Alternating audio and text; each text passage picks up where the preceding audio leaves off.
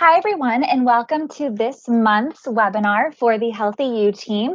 February is Heart Health Month, so we are going to be talking all about balancing your diet for heart health. So my name is Kristen Chulada, and I am the campus dietitian at Southern New Hampshire University for SNHU.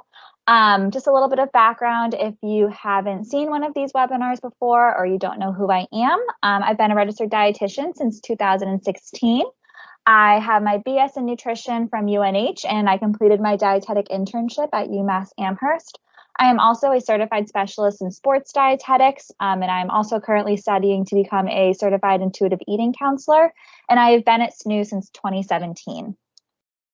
So today we're going to be talking all about healthy fats, dietary lipids, all this kind of stuff to talk about heart health. So we're going to go through understanding your lipid panel, dietary factors impacting lipids, understanding blood pressure, and then dietary factors impacting blood pressure. So we're going to start out with cholesterol. So what is cholesterol? Essentially, it is a waxy fat-like substance, and our body makes it on our own. So we make all that we need.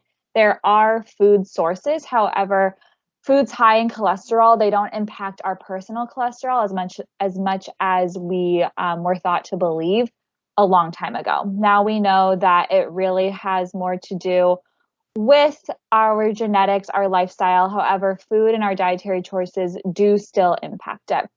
Cholesterol is important. We need healthy cholesterol levels in our diet. It is essential for hormone synthesis, for vitamin D synthesis, for myelin sheath formation, for transportation, formation of bile, which helps in absorption of fat-soluble nutrients. So really, really important.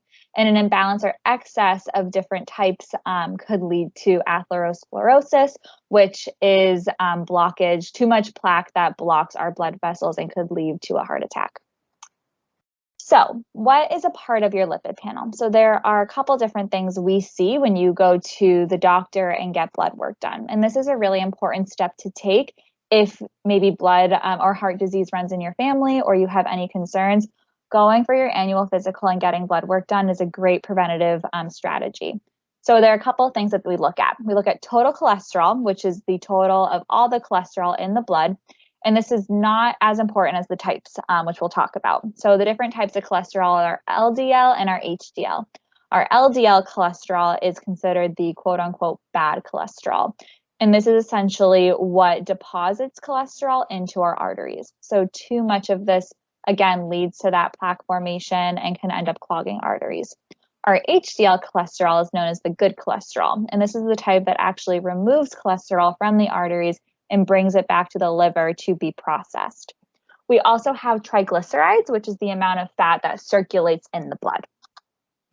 So breaking this down, if you were to go and get your lipid panel tested, then these are the values you'd want to see. So optimal for total cholesterol, we want to see less than 200. For LDL cholesterol, we want to see less than 130, ideally less than 100, to be honest. HDL cholesterol, which is the good one, we want to see more of. So for women, we want to see more than 60. Well, for men, we want to see more than 40. For women, we want to see more than 50. And ideally, if we can get over 60, that's fantastic. And then triglycerides, we want to be less than 150. And you'll see there is intermediate and high risk. It's not just if you're above 200, it's not detrimental. You see that there is a little bit of a window there to do some lifestyle changes.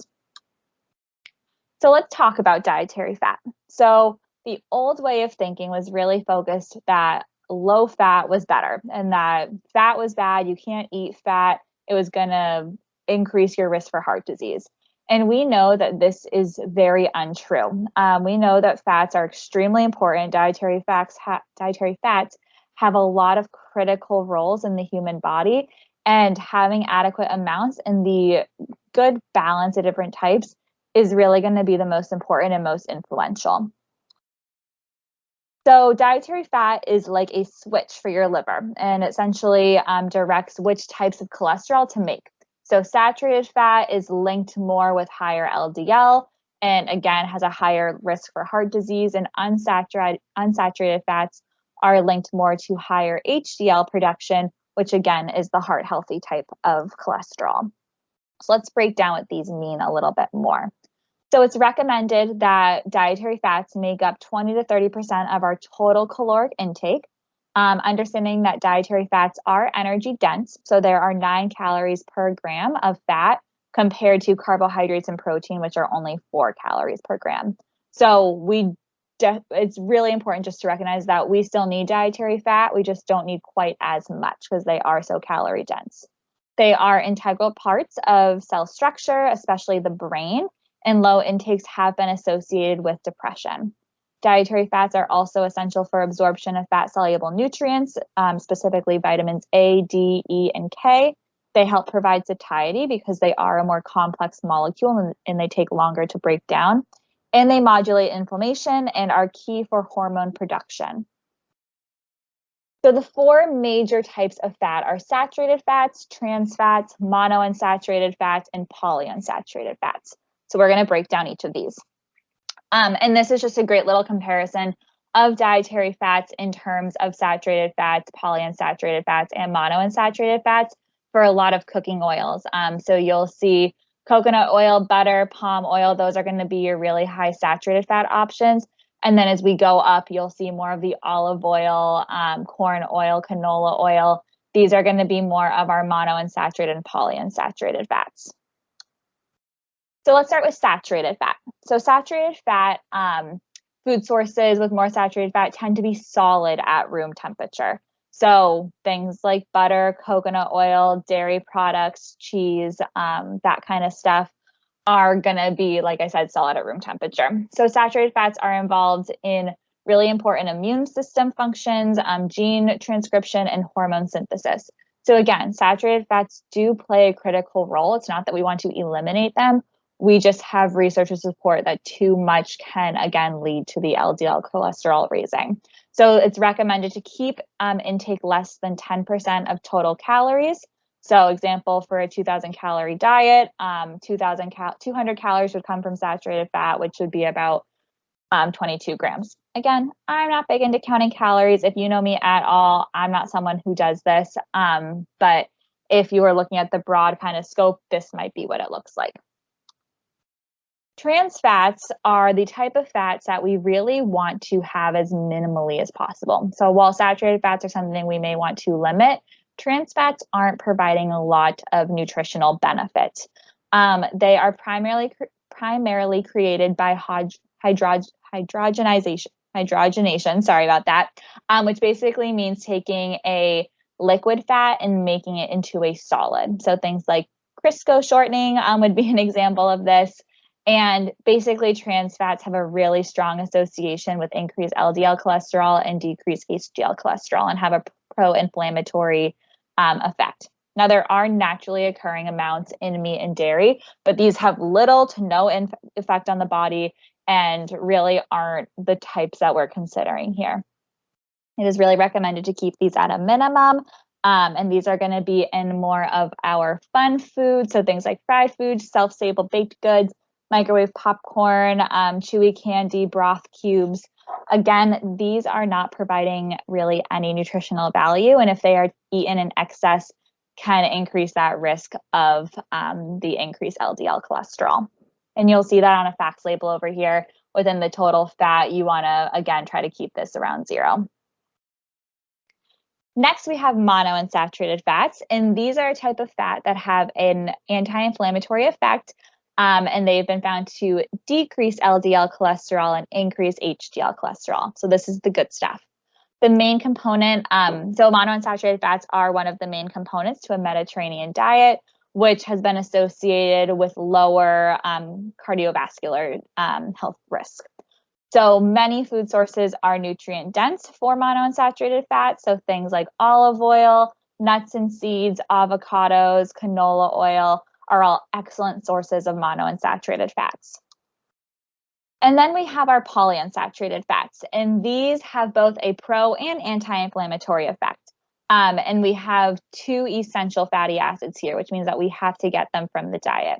We have our omega-3 fatty acids and our omega-6 fatty acids. So our omega-3 fatty acids are going to be our really anti-inflammatory ones. These open up our blood vessels and they decrease blood clotting. So if somebody is taking a medication to kind of decrease blood clots already, then I would err on the side of caution of taking omega-3s. So that is something to keep in mind. Ideally, we want to be aiming for around 1 gram per day of omega-3 fatty acids and more for certain populations. These are going to come mostly from our really oily fatty fish. So things like salmon, tuna, sardines. We can also get them from seaweed and algae, and you can get them from a supplement. Omega-6 fatty acids are pro-inflammatory. These actually close blood vessels in excess and can increase blood clotting. So you can see the recommended amounts here, and these are going to come more from also the monounsaturated fats. So soybean oil, safflower oil, nuts, seeds, fish, chicken will all have omega-6. The ideal ratio of omega-3 to omega-6 is a 1-to-1 ratio. And we typically have a very, very high ratio of omega-6 versus omega-3. So it's not that we want to limit omega-6s, but we want to really improve that ratio because you can see these foods listed are really nutrient-dense options. For the omega-3s, there are also a couple things to keep in mind. So we have 3 types of omega-3 fatty acids. We have our ALA, EPA, and DHA. EPA and DHA are only coming from seafood and algae, and these are the most kind of critical for our health. If we look down, EPA is really important for reducing inflammation, and DHA is critical components of the brain. Now, ALA is the third option, and this is found in plant sources. So this is going to be things like chia seeds, flax seeds, hemp seeds, walnuts will have ALA. However, ALA needs to be converted into DHA or EPA in order to have a positive effect, and the conversion rate is unfortunately very low.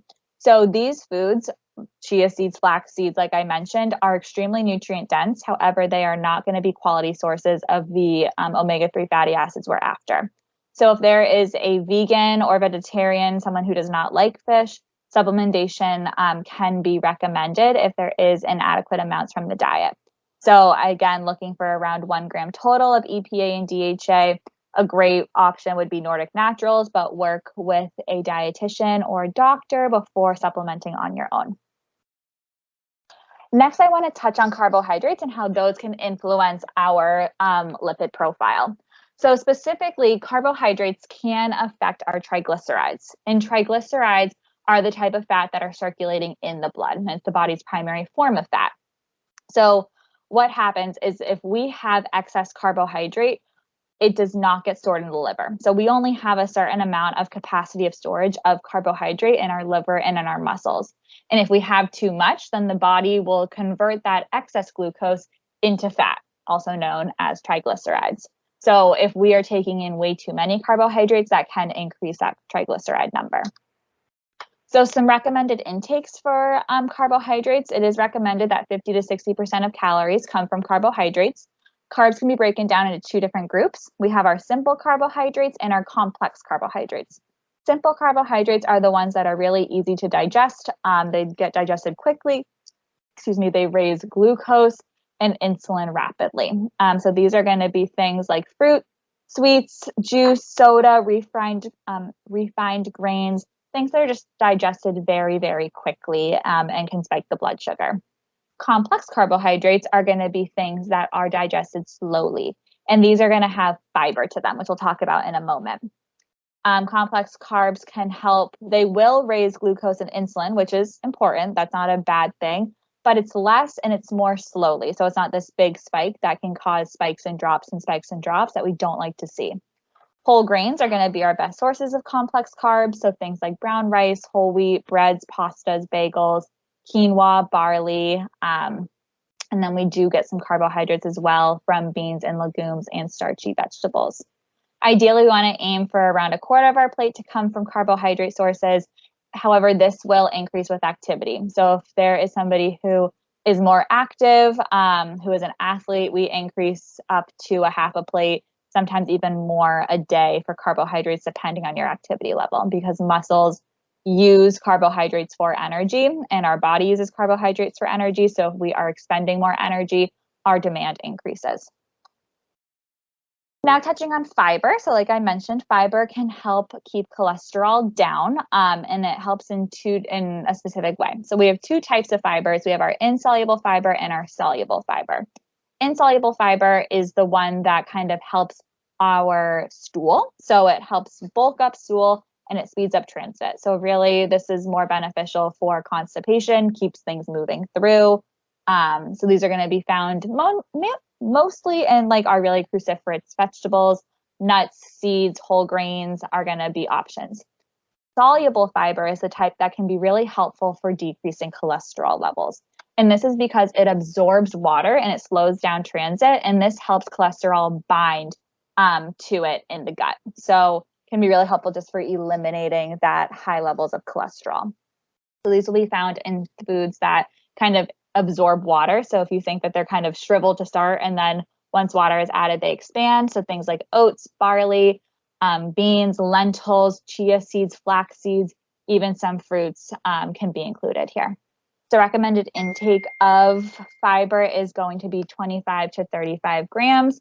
And this is something that I'd recommend doing slowly. If you are someone who is not used to having a lot of fiber, it can cause GI distress if you go from 0 to 100.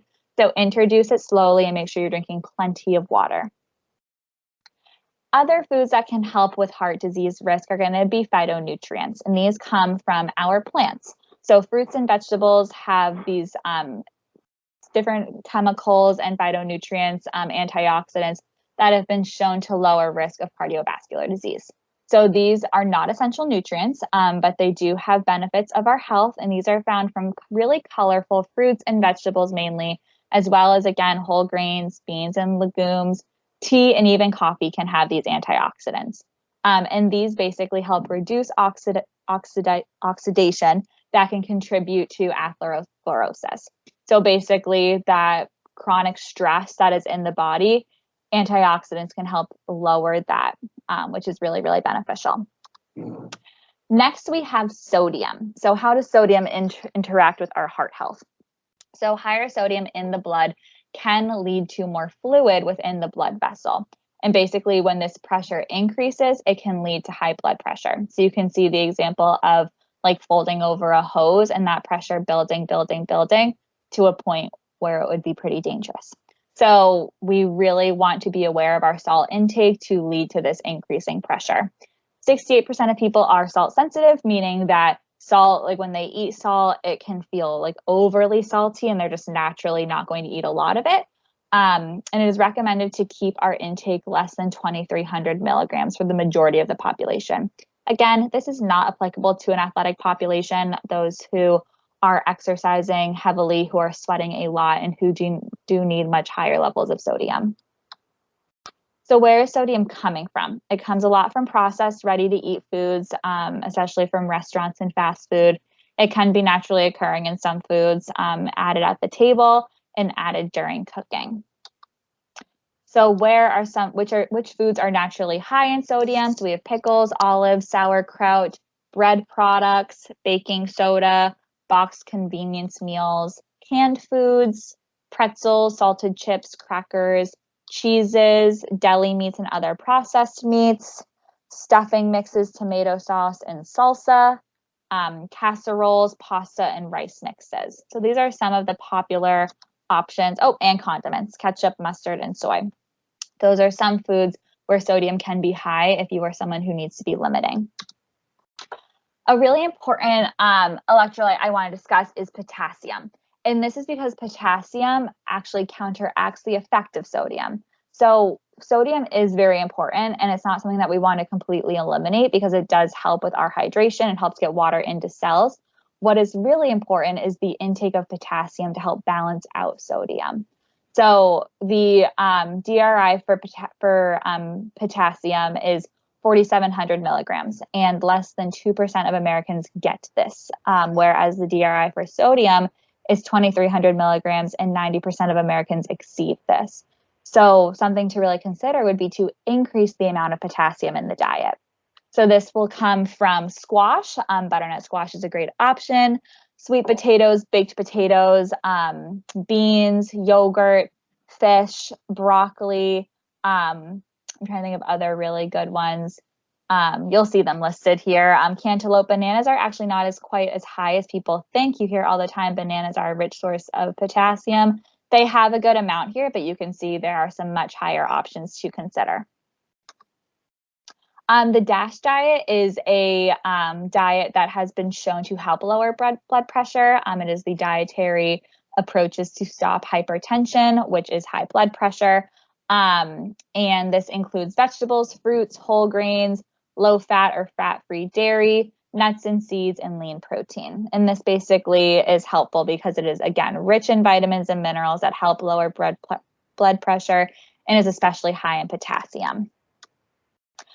So in conclusion, so wrapping all of this up, really the big thing always, and if you know me and you know my philosophy, I'm all about adding in more nutrient-dense foods, not focusing on the elimination piece. So if we are focusing on increasing fruits, vegetables, whole grains, lean proteins, plant-based proteins, this will crowd out maybe some of the other foods that could be more leading to our heart disease risk. So we want to aim to be having more sources of monounsaturated fat than saturated fat or trans fats. Also polyunsaturated fats there. We want to make sure we're taking steps to minimize sodium intake while including foods rich in potassium. And then this isn't something that I touched on today, but it is extremely important to incorporate other lifestyle factors. Exercise, sleep, stress management will all 100% influence your heart disease risk. So really focusing on these as well, developing a great routine and relationship with movement, really prioritizing sleep, and really getting stress under control will be helpful. So that is all I have.